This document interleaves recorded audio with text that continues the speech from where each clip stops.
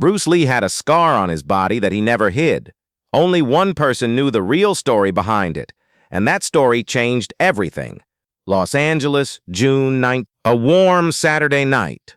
The kind of night when the city breathes differently, when possibilities feel real, when young men make decisions that change their lives forever. Bruce Lee is 23 years old, been in America for 5 years, teaching martial arts out of a small studio in Oakland, building a reputation, making a name. Jun Fan Gung Fu, the style he's developing. Fast, direct, practical, not traditional, not classical, real. But tonight, Bruce isn't teaching. He's walking through Chinatown. Just walking, thinking, processing. He does his best thinking while moving. The body and mind connected, motion creating clarity. It's 11:30 p.m. The streets are busy but not crowded. Restaurants closing, shops locking up, people heading home. Normal Saturday night energy. Bruce walks past an alley. Hears something. Voices. Arguing. He should keep walking. Not his business. Not his problem. But something makes him stop. Makes him listen. A woman's voice. Scared. Pleading. Please, just let me go. I don't have anything. A man's voice. Rough. Aggressive. You got a purse. Give it here. Another man's voice. And that necklace. Take it off. Bruce looks into the alley. Dark, hard to see, but he can make out shapes. 3 men surrounding one woman, young woman, maybe 20, backed against a wall, terrified. Bruce should walk away, should find a phone, call police, let them handle it. 3 against 1, bad odds, stupid to get involved. This is how people get hurt. This is how heroes become victims. But Bruce Lee doesn't walk away. He steps into the alley. Leave her alone. His voice is calm, quiet, but it cuts through the darkness like a blade. The 3 men turn. Look at him. See a young Chinese guy, 5'7", 135 pounds, wearing jeans and a t-shirt. They laugh.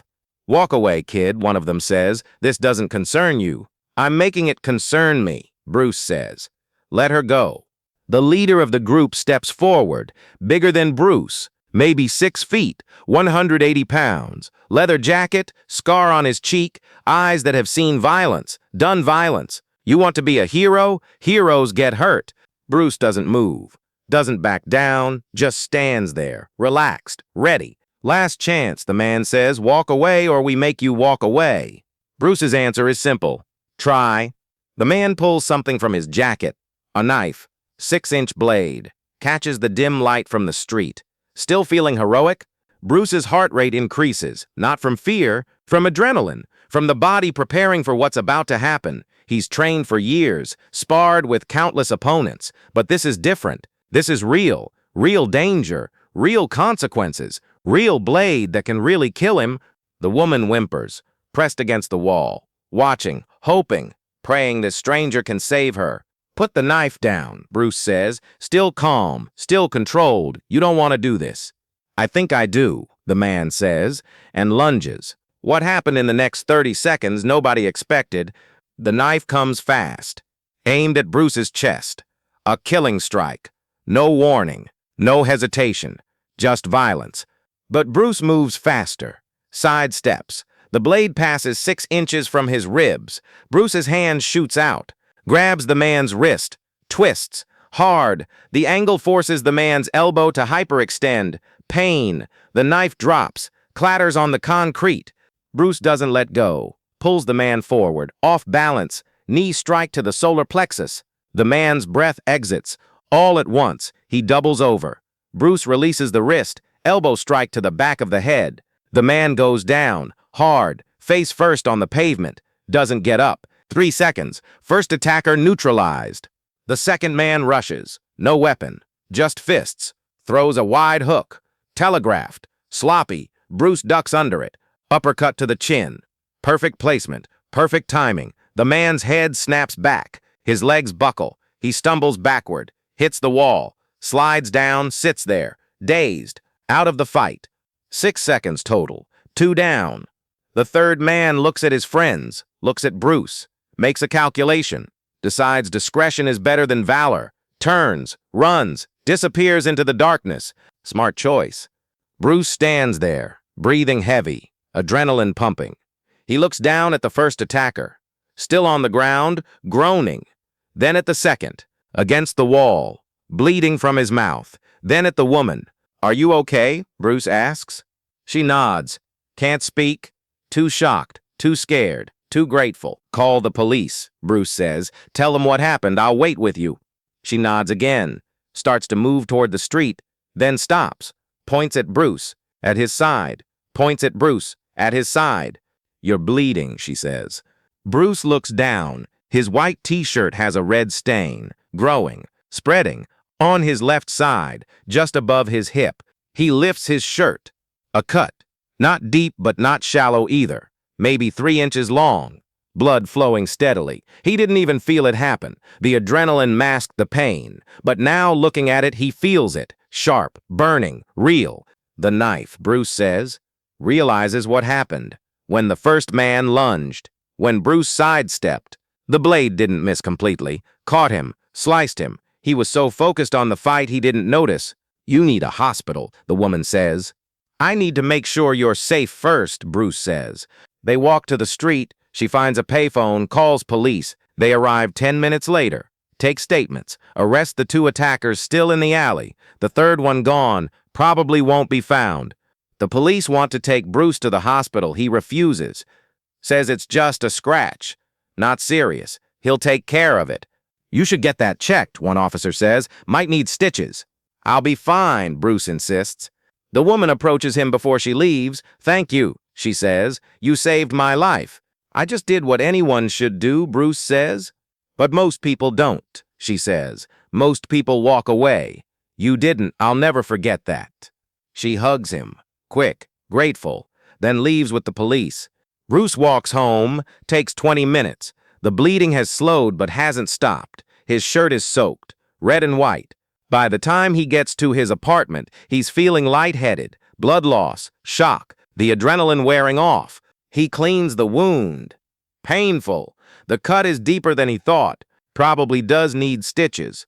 But he's not going to a hospital. Too many questions, too much paperwork, too much attention. He uses butterfly bandages, pulls the skin together, tapes it. Not professional, but functional. The cut heals over 3 weeks, leaves a scar 3 inches long, thin, white, just above his left hip. Permanent reminder of the night Bruce Lee became a hero, the night he risked his life for a stranger, the night he chose action over safety. But Bruce doesn't see it as heroic. He sees it as necessary, as right, as what any martial artist should do. Martial arts isn't about tournament trophies. It's about protecting people who can't protect themselves. It's about standing up when others walk away. It's about using skill for good. He never tells anyone the full story. Not his students, not his friends, not even his family. When people ask about the scar, he says it was a training accident. Nobody pushes for details. Nobody needs to know. Years pass. Bruce gets famous. The Green Hornet. Movies, demonstrations. The scar is visible in some of his shirtless scenes. Fans notice, ask about it. Bruce gives the same answer. Training accident. Nothing dramatic. Nothing interesting. Only one person ever learns the truth. Linda. It's 1967. Bruce and Linda have been married for 2 years. They're lying in bed one night, late, can't sleep, just talking. The kind of deep conversation that happens in darkness, when barriers come down. When truth feels safe. Linda traces the scar with her finger. "You've never told me the real story about this," she says. "What do you mean?" Bruce asks. "This isn't from training. Training scars are different. Rough, uneven. This is clean, precise, like a blade." Bruce is quiet for a moment, then tells her. Everything. The alley, the woman, the 3 men, the knife, the fight, the choice to get involved when he should have walked away. Linda listens. Doesn't interrupt. When he finishes, she's quiet for a long time. "You could have died," she finally says. "Yes." "Was it worth it?" "Yes." Why? Bruce thinks, because if I walked away, I could have lived with the physical safety, but I couldn't have lived with the moral failure. That woman needed help. I had the skill to help her. Walking away would have been choosing my safety over her life. That's not who I want to be. But what Linda said next made Bruce see that scar in a completely different way. You know what this scar represents? Linda says. It's not about that fight. It's about who you are. You talk about martial arts being practical, being real, being useful. But this is proof. This is the moment your philosophy became action, when you chose to be the person your training prepared you to be. Most martial artists never face this test. They train for years, get really good, but never actually use it to help someone. You did, and this scar is evidence that your martial arts isn't theoretical. It's real, it's meaningful, it's exactly what you say it is. Bruce looks at the scar. He's always seen it as a reminder of a close call, a mistake. If he'd been faster, better, more skilled, he wouldn't have gotten cut. The scar represents failure, imperfection, a moment when he wasn't good enough. But Linda sees it differently. She sees it as proof, evidence, validation, that Bruce Lee isn't just a teacher talking about real combat. He's a person who's actually used martial arts for their true purpose: protection, justice, helping the helpless. I never thought about it like that, Bruce admits. Most people see scars as damage, Linda says, but scars are also proof of survival, proof that you faced something dangerous and lived through it. This scar doesn't mean you failed, it means you succeeded. You saved that woman, you stopped those men, you did what martial arts is supposed to do, and yes, you got cut. But you're here, you're alive, you won. This scar is your trophy. From that night forward, Bruce sees the scar differently. Doesn't hide it, doesn't lie about it to Linda. Still tells others it's a training accident because the full story is private, sacred, between him and Linda, between him and that woman he saved, between him and the truth about what martial arts really means. In his films, the scar is visible. Bruce doesn't use makeup to cover it, doesn't angle the camera to hide it, just lets it be there. Part of his body, part of his story, part of who he is. Fans create theories. Some say it's from a real fight, some say it's from training, some say it's from a knife attack. They're partially right about the last one, but they don't know the context, don't know the choice Bruce made, don't know the woman he saved. June 1970, Bruce is preparing for Enter the Dragon, the film that will make him a global superstar. During a costume fitting, the wardrobe person notices the scar, asks if they should cover it with makeup for the shirtless scenes. No, Bruce says, leave it. But it's visible. It might distract from the scene. It's part of me, Bruce says. It stays. The wardrobe person doesn't argue. Bruce Lee's body is his brand, his choice. In the film, during the fight scenes, the scar is there, visible, real. Most viewers don't notice. They're too focused on Bruce's speed, his power, his charisma. But it's there. A silent witness to the night Bruce Lee proved his philosophy wasn't just words, it was action. July 23, 1973. Bruce Lee dies. The world mourns. Millions of fans, thousands of students, hundreds of people whose lives he touched. And one woman in San Francisco, now in her 30s, married, 2 kids, normal life. She hears the news on the radio. Bruce Lee dead at 32. She sits down, cries. Not the tears of a fan mourning a celebrity. The tears of someone mourning a savior, a guardian angel. The man who saved her life 9 years ago in an alley in Chinatown. She never saw him again after that night. Never got to thank him properly, never got to tell him how that moment changed her life, how she became a social worker because of it, how she dedicated her career to helping vulnerable women because a stranger risked his life for her when he didn't have to. She writes a letter to Linda Lee, explaining who she is, what happened, what Bruce did, how grateful she is, how sorry she is that he's gone. Linda receives the letter 2 months later, reads it, cries, because she knows this story. Bruce told her, but hearing it from the woman's perspective makes it real in a new way. Linda writes back, thanks the woman for sharing, tells her that Bruce never saw himself as a hero, just someone doing what was right, tells her about the scar, about what Bruce said, about choosing moral courage over physical safety. The woman keeps that letter for the rest of her life, frames it, hangs it in her office, a reminder, not just of the night she was saved, but of the man who proved that martial arts isn't about fighting. It's about protecting, serving, helping, being brave when others are scared, being strong when others are weak, being present when others walk away. Years later, in 1993, Linda is interviewed for a documentary about Bruce.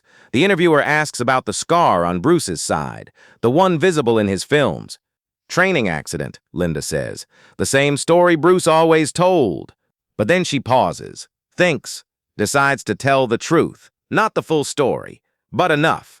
Actually, that's not quite right, Linda says. Bruce got that scar helping someone, stopping a crime, using his martial arts the way they're meant to be used. He never wanted attention for it, never wanted credit, just did what was right, and that scar was the price, a small price for saving a life. The interviewer's eyes widen. We should include this in the documentary. No, Linda says firmly. Bruce kept it private for a reason. I'm telling you so you understand who he was, not so you can broadcast it. Some stories are meant to stay small, sacred. This is one of them. The story doesn't make the documentary, but it makes the rounds among Bruce's inner circle. Students who trained with him, friends who knew him, family who loved him. They understand. The scar wasn't damage. It was a badge. Proof that Bruce Lee lived his philosophy, walked his talk, was exactly who he claimed to be. Brandon Lee grows up hearing stories about his father, the films, the philosophy, the training. But the story about the scar is his favorite, because it's not about being famous. It's about being good, about character, about doing the right thing when no one's watching, when there's no camera, no audience, no reward, just choice, right or wrong, help or walk away. Dad could have walked away, Brandon says in an interview years later. Nobody would have known, nobody would have judged him, but he didn't, because that's not who he was. The scar on his body was proof of the strength in his character. Most people hide their scars. Dad wore his. Quietly, privately, but it was there, and it mattered. Shannon Lee, Bruce's daughter, has a similar perspective. People think martial arts is about being unbeatable, untouchable, perfect, but that scar showed the truth. Martial arts is about being willing to get hurt for the right reasons, about accepting risk to help others, about knowing you might bleed and doing it anyway. That's real strength, not avoiding scars, earning them in service of something greater than yourself. The woman from the alley never speaks publicly about what happened, keeps it private, sacred, like Linda requested. But she tells her children, and they tell their children. The story passes down. Generations. The night a stranger saved their grandmother. The night Bruce Lee proved he was more than a movie star, more than a martial artist. He was a protector, a guardian, a hero. In 2020, that woman passes away. 76 years old, full life, meaningful career, children, grandchildren, great-grandchildren, all of it possible because one night in 1964, a young martial artist chose to step into an alley instead of walking away. At her funeral, her daughter shares the story. The alley. The attack, the stranger, the knife, the scar, the life saved, the legacy created. My mother lived 56 years after that night, the daughter says, helped thousands of women through her work, raised a family, created a life, all because Bruce Lee chose courage over safety. She never forgot. We never forgot. And we'll make sure the next generation never forgets. That's how legacies work, not in movies, not in fame, in lives saved, in choices made, in scars earned. The scar on Bruce Lee's body was 3 inches long, thin, white, barely noticeable. But it represented something infinite. The moment martial arts became more than philosophy, more than technique, more than performance. It became purpose, action, proof. Every time Bruce looked at that scar, he didn't see failure. He saw validation, evidence that his life had meaning beyond fame, beyond films, beyond legacy. He saved someone, protected someone, helped someone, and that mattered more than any trophy, any award, any recognition. Bruce Lee had a scar he never hid, and only one person knew the full story. But the meaning of that scar transcended the story. It became a symbol of courage, of character, of choosing to be who you train to be when the moment demands it. Most people train their whole lives and never face that test. Bruce Lee faced it at 23, got cut, bled, scarred, and never regretted it, because the scar wasn't damage, it was proof. Proof that he was exactly who he claimed to be. A martial artist, a protector, a person of action, not just in the movies, in real life, in dark alleys, when no one's watching, when there's no reward except knowing you did the right thing. That's the story of the scar. The 3-inch reminder that Bruce Lee wasn't just a legend. He was a man who bled for his beliefs, who risked everything for a stranger, who proved that martial arts isn't about looking good, it's about being good. The scar stayed visible throughout his life, throughout his films, throughout his legacy. a silent witness to the truth. Real strength isn't avoiding scars, it's earning them in service of something greater than yourself. Bruce Lee understood that, lived that, died with that scar on his body and pride in his heart. And somewhere, in San Francisco, a family tells the story. Generation to generation, the night their grandmother was saved. The scar that proved a legend was real. The choice that changed everything. That's legacy. Not in what you avoid, in what you endure. In what you sacrifice. In what you earn. 3 inches of scar tissue. Infinite meaning. That's the story Bruce Lee never told. Until Linda told it. Until the woman told her family. Until the truth became too important to stay hidden. The scar everyone saw. The story almost no one knew. Until now.